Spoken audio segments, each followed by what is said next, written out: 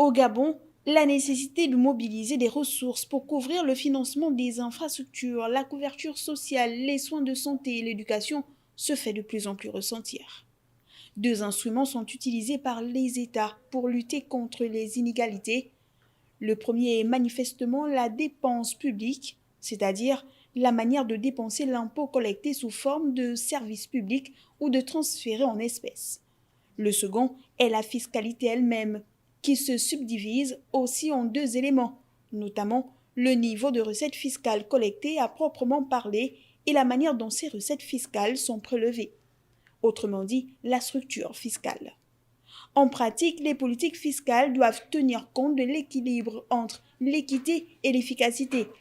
Les enjeux fiscaux de la crise sanitaire pour le Gabon concernent en particulier les mesures d'urgence pour le soutien des entreprises, les relations et les procédures avec l'administration fiscale et les juridictions durant la crise.